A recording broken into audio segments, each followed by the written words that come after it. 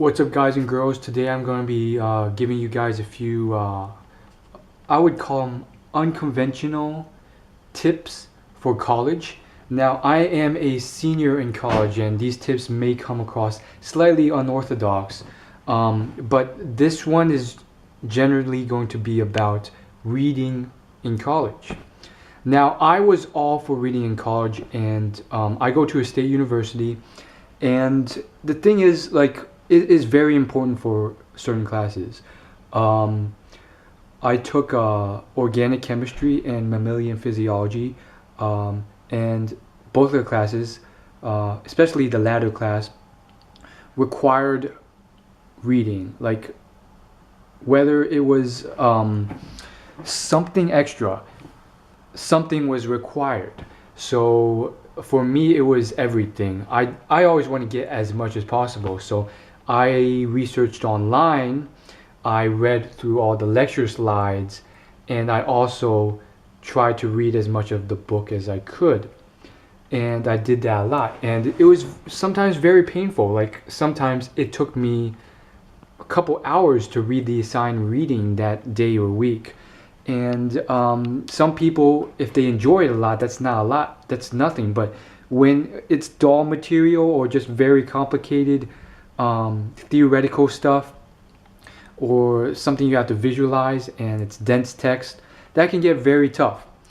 However, most of you guys, especially freshmen, sophomores in college, you're going to be going through elective classes, and that includes like Nutrition 100 and classes like this, and some classes that are higher level, junior level and senior level classes, that may or may not be electives.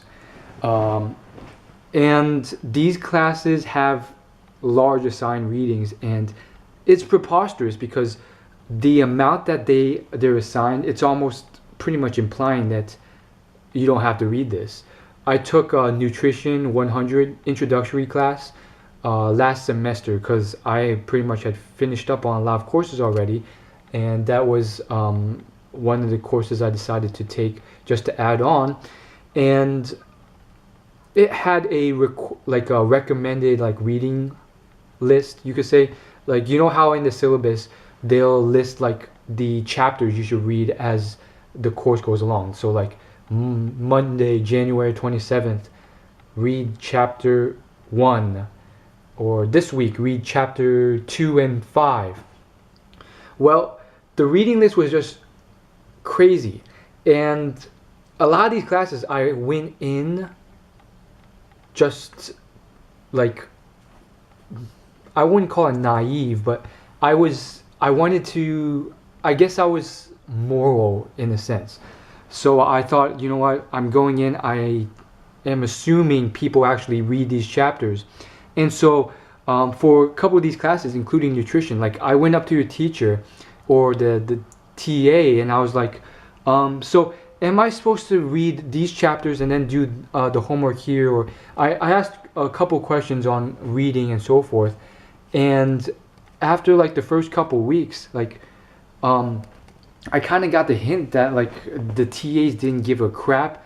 They were pretty much implying to me that you're not really going to read this stuff. No one reads this stuff, which kind of boggled my mind.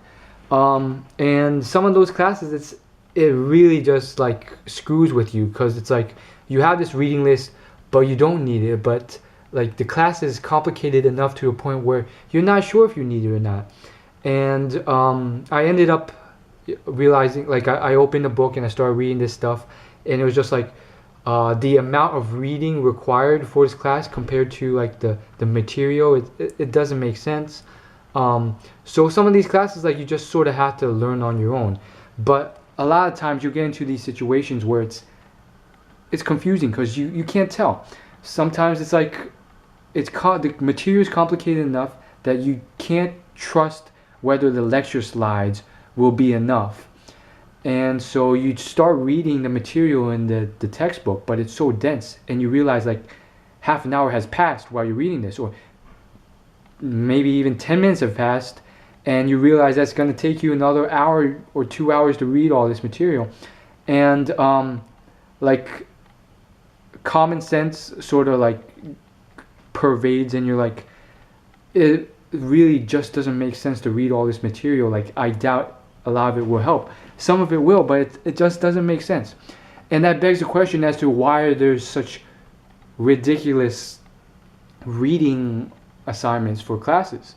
And there are classes I've walked out of, not a lot, but a few, where I'm like, I honestly think that out of the 500 to 1,000 people who attended this course this semester, I'm probably the only person who's read, or I'm probably the person who's read the most, and I haven't read that much.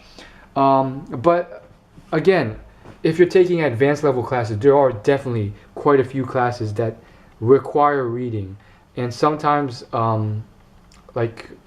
sometimes you can get through without it. I know a couple people who got through organic chemistry and got an A without ever buying the textbook. He went through the lecture slides and he did all the self-studying online. That works with some people. However, there are plenty of people who don't read the assigned chapters and fail. So it's always this sort of like, I think sometimes it's like you have to use your common sense. And if your grades are slipping, you better open up the book and at least try it out. And I initially always start the semester like keeping up with the readings and then going from there. If they seem useless, then I sort of drop them. Sometimes they're like vital. And mammalian physiology was very tough. I spent many hours just reading the chapters through and over again, and a lot of time studying. And those readings were vital to doing well in the class. But then there's a lot of other classes where it was just like, it's like really like, how can anyone really read this stuff? And it really was just like, you didn't know what to do, and you didn't know if the teacher was screwing with everyone and posting too much reading, or really was the material this complicated.